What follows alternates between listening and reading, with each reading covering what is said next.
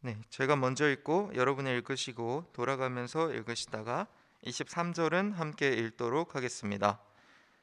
이날 곧 안식 후 첫날 저녁 때에 제자들이 유대인들을 두려워하여 모인 곳의 문들을 닫았더니 예수께서 오사 가운데 서서 이르시되 너희에게 평강이 있을지어다.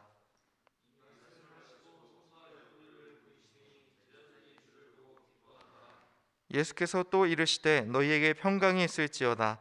아버지께서 나를 보내신 것 같이 나도 너희를 보내노라.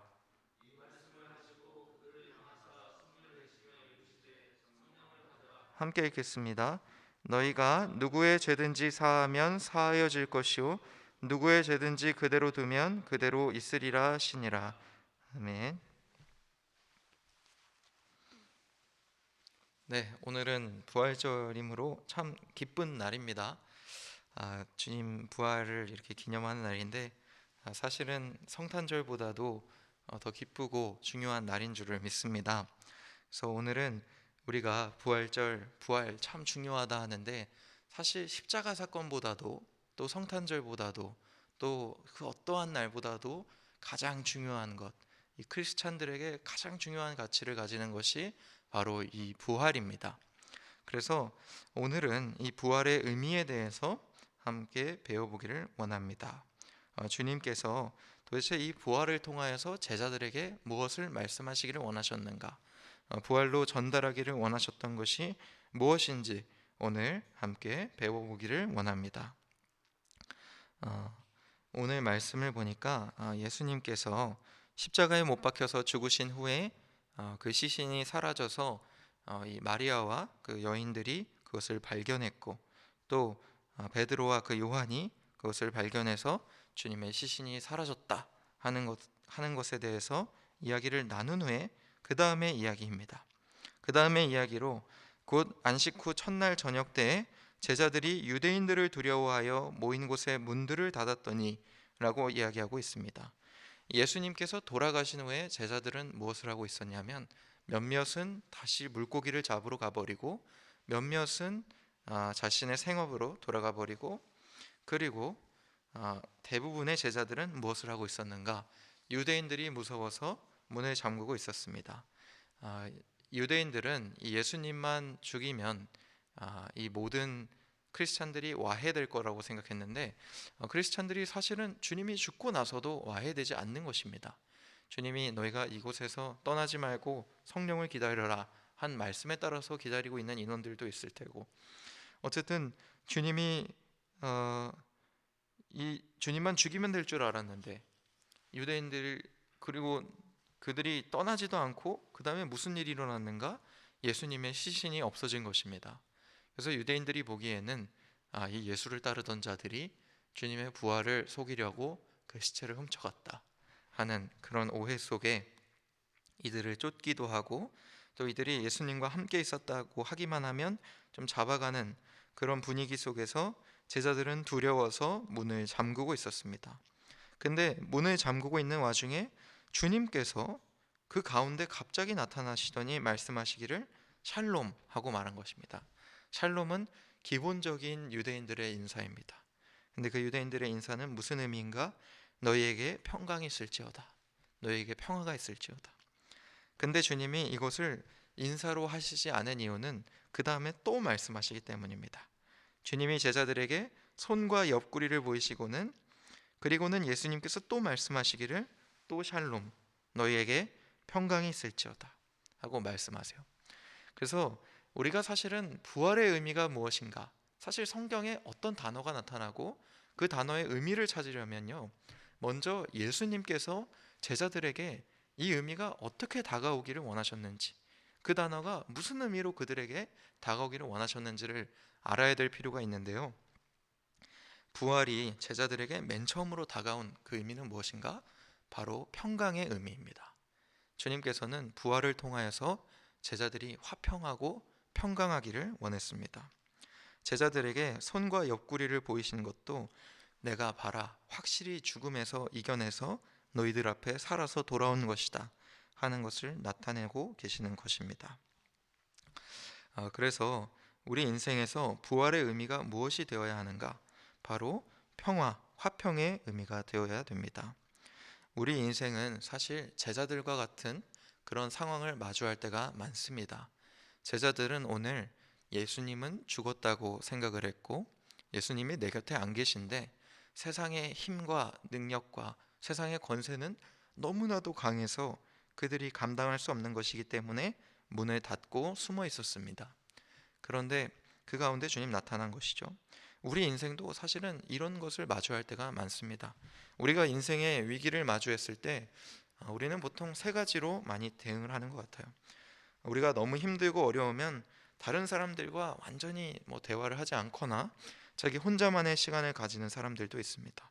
다른 사람들을 향하여서 나의 문을 닫아버리는 것이죠. 내 영역에 다가오지 않도록. 그리고 오히려 반대로 나의 그 상황을 마주하기 싫어서 나를 직면하지 않고 그냥 남들과 계속해서 관계 맺고 계속해서 놀고 계속해서 나를 바쁘게 굴리면서 나를 마주하지 않으려고 나의 문을 닫는 사람도 있습니다. 그리고는 아예 그냥 내 마음 문을 닫아버리고 내 마음을 신경 쓰지 않고 사는 사람들도 있어요.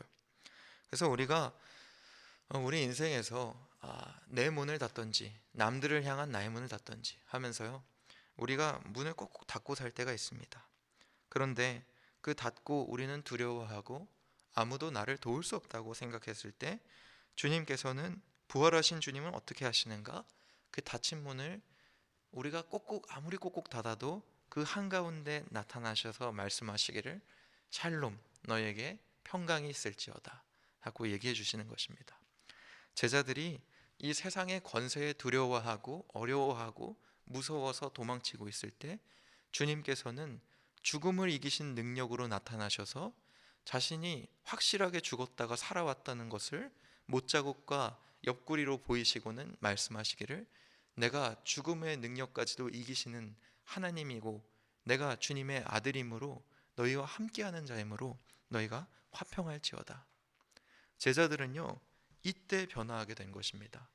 주님의 십자가 죽음을 보고 변화한 것이 아니라요, 주님이 죽은 줄 알았는데 우리도 다 죽을 줄 알았는데 죽음에서 살아나신 주님을 보고 이제는 죽음이 우리 인생의 문제가 아니구나.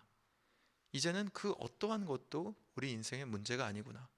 우리가 두려워할 필요가 없다 하시고는 주님의 모습을 보고는 그들이 변화하게 된 것입니다. 오늘 부활도 그와 같은 의미가 되어야 하는 것입니다. 이제 우리 인생의 문제는요, 죽음 같은 게 아닙니다. 우리 인생의 문제는요, 성공이나 죽음 따위가 아니라요, 우리 인생의 문제는 어떻게 하면 우리가 주님의 영광을 위해서 살 수 있을까? 어떻게 하면 우리가 주님의 그 놀라운 사랑을 누리면서 살 수 있을까 하는 것이 중요해진 것입니다. 제가 어떤 우리 주중에 우리 목사님 동기 목사님과 대화하다가 예화를 하나 훔쳤습니다. 목사님 무슨 설교 하실 거예요? 하고 물어봤다가 좋은 예화가 있길래 잘 쓰겠습니다 하고 제가 가져왔습니다. 그 이제 아마두라는 노래가 최근에 인기를 얻었습니다. 어떤 랩 노래인데 최신 노래인데 그 노래의 가사가 내년엔 잘 될 거야 아마도. 여자친구도 생길 땡땡이는 여자친구도 생길 거야 아마도. 누구누구는 차 살 거야 아마도 하면서요, 같이 부르는 사람들이 그 다음에 잘 될 거라는 거를 이제 아마도 아마도 하면서 어떤 음악적으로 표현한 노래입니다. 그 가사를 보면요, 어떤 막연한 미래에 대한 희망과 행복이 담겨져 있는데요, 사실 우리 인생 그리고 우리 인류 전체의 역사를 바라보면요, 모든 인류가 가지고 있는 것이 무엇이냐면 미래에 대한 막연한 긍정성이에요.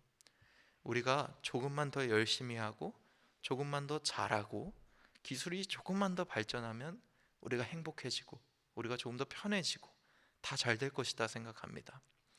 그런데요, 그런 막연함 속에 숨어져 있는 확실한 우리의 미래는 뭐냐면요, 모든 인간은 다 죽게 된다는 것입니다. 우리가 아무리 잘 되고 행복해지고 우리 사회가 아무리 강해지고 기술이 발전하고 우리가 아무리 편해져도요, 인간은 모두 결국에는 죽게 돼요. 만약에 의료 기술이 발전해서 우리가 1000년을 산다고 해도 인간은 그 후에 죽게 될 것입니다.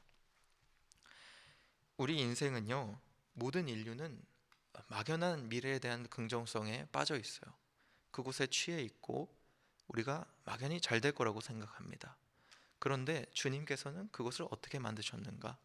그 막연함 속에 숨어 있는 확실한 죽음, 그 죽음을 주님께서 부활을 통하여서 완전히 바꿔버리심으로 그것을 믿는 그리스도인에게는 이제는 미래는 막연한 행복, 아마도 잘 될 거야가 아니라 이제는 주님께서 주시는 확실한 긍정성으로 가득 차게 된 것입니다. 이 제자들이 미래에는 유대인들이 더 이상 우리를 쫓지 않을 거야. 우리가 좀 더 세력이 많아지면 더 이상 우리를 탄압하지 않겠지. 이런 막연한 행복으로 차 있는 게 아니라요. 주님의 부활하심을 본 제자들은요. 이제는 더 이상 우리가 두려워할 것이 없다. 10명이든 12명이든 이 자리에 모여 있는 주님의 부활하심을 본 우리들은 더 이상 우리가 두려워할 필요가 없다. 우리 주님이 죽음을 이겨내셨고 이 세상의 모든 두려움과 세상 권세를 이겨내실 분이신데 우리가 무엇을 두려워하겠는가 하는 강한 긍정을 가지게 된 것입니다. 강한 행복, 세상이 줄 수 없는 확신을 이들이 받게 된 것이에요. 그래서요, 우리도 부활로 우리 인생에서 바라봐야 되는 것이 무엇인가? 바로 화평과 평화입니다. 세상이 줄 수 없는 화평과 평화를 주님께서 우리에게 주고 계십니다. 우리 인생에 내가 열심히 하면 잘 되겠지 하면서 내 문을 꼭꼭 닫고 있어도요, 주님의 부활을 믿는 사람들 앞에는요, 문을 닫고 있어도 그 가운데 나타나시는 주님께서 우리에게 말씀해 주시기를 샬롬, 화평이 너에게 있을지어다, 평강하라 하고 얘기해 주십니다. 그래서 오늘 부활절을 맞이해서요, 죽음까지 이겨버리신 주님의 못자국과 옆구리를 여러분 보셨으면 좋겠습니다. 보시면서요, 오늘 보니까요, 제자들이 주를 보고 기뻐하더라 이렇게 얘기하고 있어요. 단 2절 만에 제자들의 감정이 변하거든요. 도망치고 주님 배신하고 주님 죽으신 다음에 무서워서 숨어있는 사람들이요, 2구절 만에 주님의 못자국과 옆구리를 보시고는 주님 살아나셨구나, 주님 말씀하신 그 약속이 맞구나 하면서 이제는 신실하신 예수님을 의지하는 그들의 기쁨을 누리고 있는 것을 봅니다. 여러분도요, 주님 부활하심을 오늘 목격하시는 이 자리에서 주님 마음의 평강을 얻으시고 그로 인하여서 주님 안에 참된 기쁨을 누리시는 여러분이 되시기를 주님의 이름으로 축원합니다.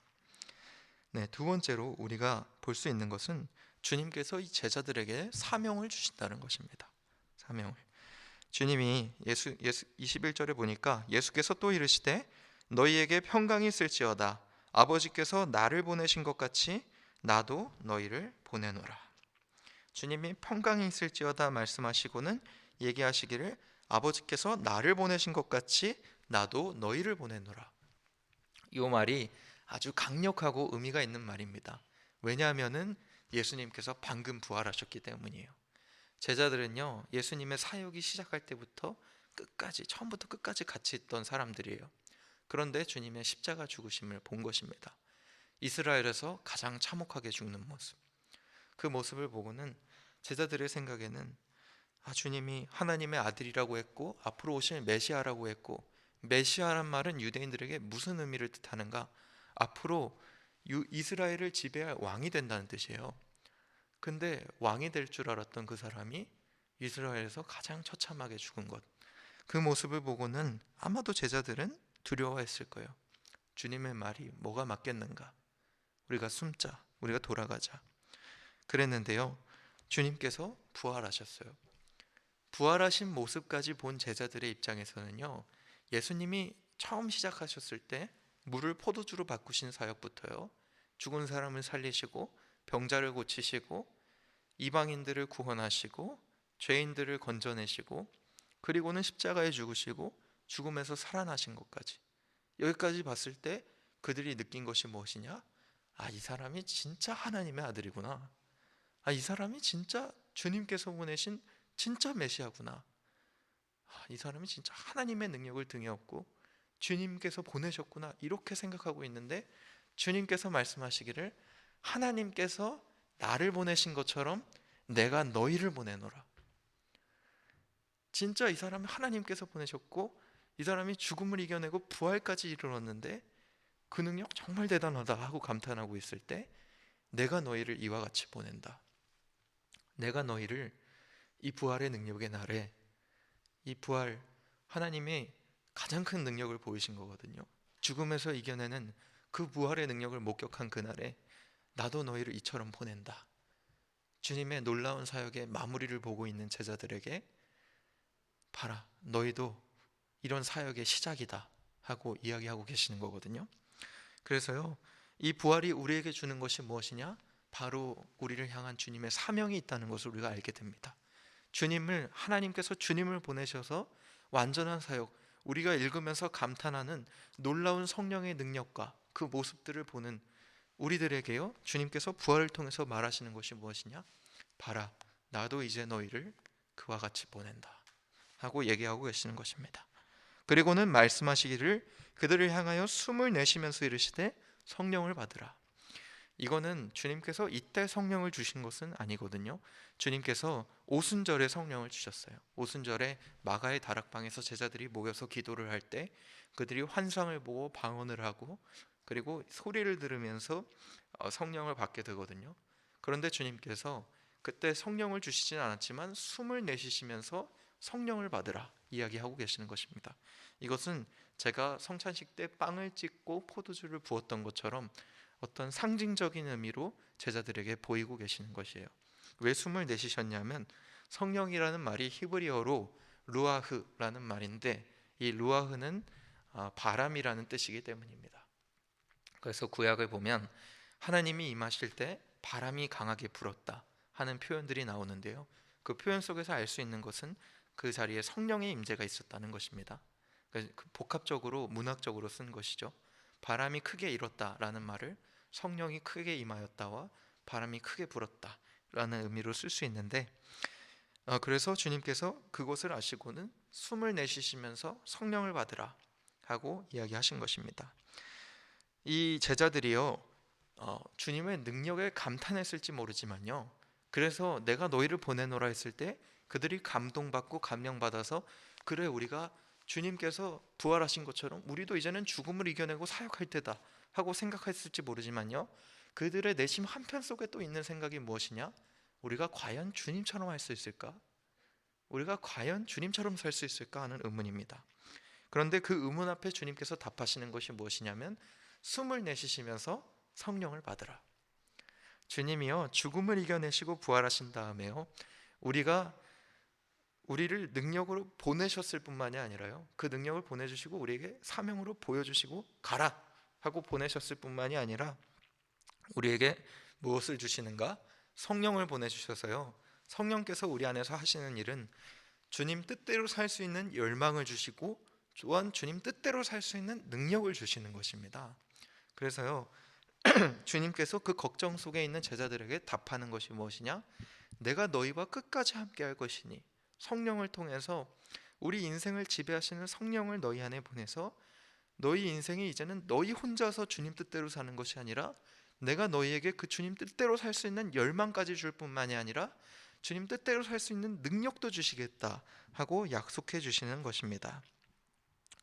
나도 너희를 보내노라 말씀해 주셔놓고는요 그냥 자 이제 가, 너희가 이제 성경의 주인공이다 이야기하신 것이 아니라요, 걱정하지 마라, 내가 너희와 함께 있을 것이다, 성령이 너희 몸을 지배할 것이다, 성령이 너에게 능력을 줄 것이다, 주님께서 성령을 보내면서 나보다 더한 일을 할 것이다, 내 말씀을 기억하게 할 것이다 약속해 주셨거든요. 그 약속에 대해서 제자들에게 상기시킨 것입니다. 너희들 기억하느냐? 성령을 받으라. 그래서 주님께서는 우리에게 사명을 주실 뿐만이 아니라 이 부활을 통해서 우리에게 말씀하시는 것이 무엇이냐? 사명 안에서 우리가 그 사명을 행할 능력도 주시고 사명을 행할 그런 마음과 열정도 불어넣어 주시고 그리고는 끝까지 너희와 함께하리라 약속해 주신 것입니다. 그 다음에 23절에 이것은 어떤 사명의 내용인데요, 너희가 누구의 죄든지 사하면 사하여질 것이요 누구의 죄든지 그대로 두면 그대로 있으리라 하시리라. 이것은 주님이 우리를 주인공으로 만드시는 내용입니다. 이제는 너희가 주님의 죽으심과 부활을 선포할 때 그것을 믿는 자들은 주님 앞에 죄를 사하여 질 것이요 그리고 그들을 그대로 두면 그들이 그대로 있다는 뜻입니다. 주님, 우리가 주인공이 됐다는 거는요, 우리가 일하지 않으면은, 주인공이 일하지 않으면은 소설의 내용책은 진행되지 않는 것처럼, 주인공이 일하지 않으면은 영화가 끝나지 않는 것처럼요, 우리가 복음을 전하지 않으면요, 그 사람들의 죄는 그대로 있는 것입니다. 주님께서 말씀하시기를 너희가 가지 않으면 그들은 죽는다 얘기하신 것입니다. 그래서요, 우리가 기억해야 될 것이, 주님께서 우리에게 능력도 주시고요, 우리에게 그 부활에 대한 놀라운 능력에 대해서 너희도 이와 같은 놀라운 극적인 능력을 받게 되리라, 너희가 이제는 주인공이다 임명해 주실 뿐만이 아니라 우리에게 거룩한 부담감도 주신 것입니다. 그대로 있으면 그들은 끝난다. 그대로 있으면 그들의 죄도 그대로 있다.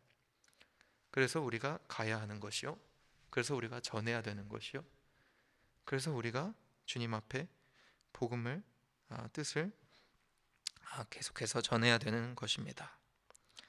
그래서요, 이 주님의 부활은요, 사실 우리에게는 굉장히 놀라운 일이요, 기쁜 일입니다. 제가 되게 소심해가지고 이렇게 7명 이상 있는 자리에서는 말도 막 더듬고 감정 표현도 잘 안 해요. 그런데 주님의 부활은 참으로 기쁜 일입니다. 여러분에게 기쁜 일이요, 우리 모두에게 기쁜 일입니다. 그래서요, 여러분들, 우리 모두가 이것을 기억해 줬으면 좋겠습니다. 그래서 이 부활이 여러분 인생에서요, 정말 중요한 주님 안에 깊은 평화와 또 주님 안에 이런 사명감을 주시는 그런 의미가 있다는 것을 기억하시는 여러분이 되시기를 주님의 이름으로 축원합니다. 네, 오늘은 예배를 마치고 제가 바로 세례식을 진행하려고 합니다. 그래서 이 예배 마치는 이 설교 기도와 또 이 세례식 기도를 같이 하도록 하겠습니다. 다 함께 기도하시겠습니다. 사랑이 많으신 하나님 아버지, 주님께서 오늘 부활을 통하여서 우리 인생에 보여주신 놀라운 모습들을 우리가 보고 누렸습니다. 주님, 우리를 주인공으로 세워주실 뿐만이 아니라 우리에게 그것을 할 수 있는 능력도 주시고, 또한 우리가 두려움과 힘듦에 떨고 있을 때 닫힌 마음의 문 속에 나타나셔서 우리에게 화평을 주시는 놀라운 주님의 활동도 보았습니다. 주님, 이제는 우리가 부활을 누리면서 살기를 원합니다. 죄를 사하지 않으면 그대로 있는 그들에게 우리가 먼저 다가갈 수 있게 하시고, 그 열망뿐만이 아니라 그들을 변화시킬 수 있는 힘과 능력까지도 허락해 주시옵소서. 우리가 이제는 부활의 증인이 되었으므로 주님 안에서 영원히 누리며 살 수 있게 하여 주시옵소서. 또한 주님, 이제는 주님의 죽으심과 부활을 믿기로 결심한 한 형제를 우리가 주님 앞에 세례를 주고 또 우리가 그 증인이 되기를 원하오니, 주님께서도 이곳에 함께 계셔 주셔서 이와 함께 증인이 되어 주시고, 또한 주님께서 이 아들을 사랑해 주셔서 그 삶에서 이 오늘 변화받는 이 자리가 영원히 그 삶의 기억으로 남게 하여 주시옵소서. 주님, 이 영혼을 살리는 사역은 주님께서 우리를 향하여서 우리가 행하기를 원했던, 그토록 바라던 것이요, 또 우리가 궁극적으로 하기를 원하셨던 것인 줄 믿사오니, 우리가 단순히 세례를 목격하는 것이 아니라 우리가 다 함께 세례를 행함에 동참하는 것이요, 세례를 행함을 통하여서 우리가 하늘의 상급을 쌓는 것인 줄 믿습니다.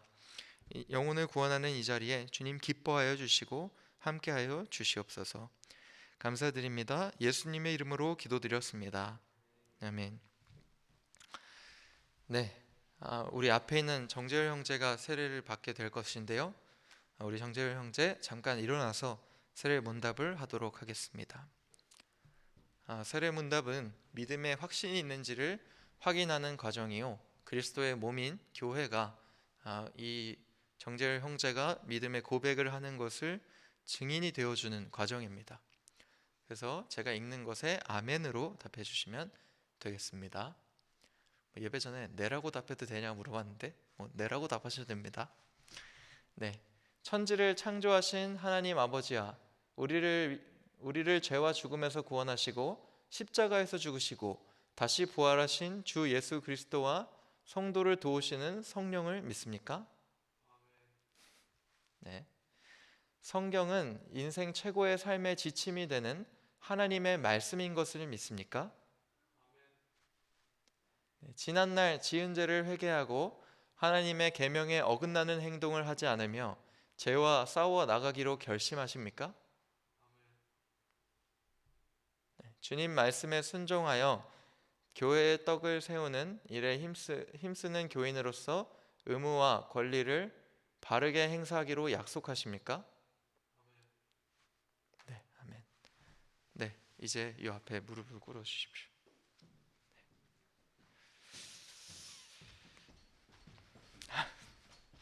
또 프로 정신이 있어가지고 카메라까지.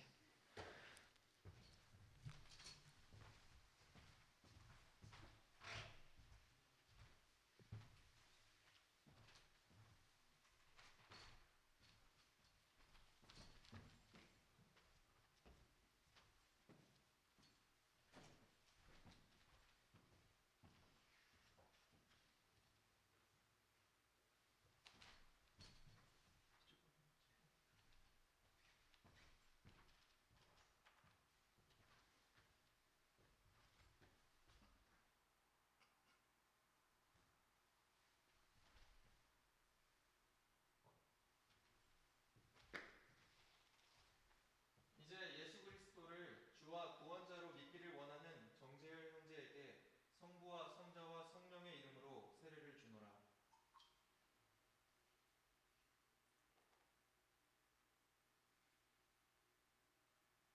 제가 이제 기도하겠습니다.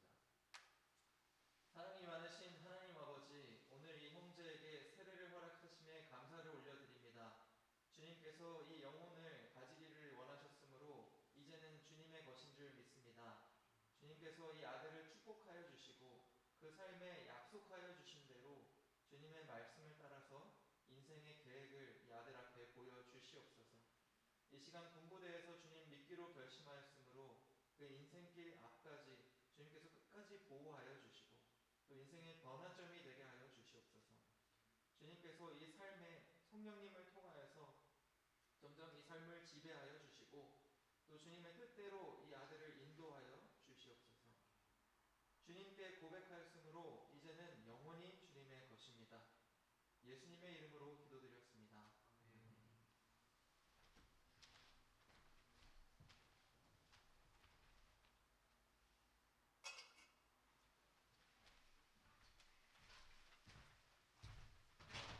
네, 일어나세요.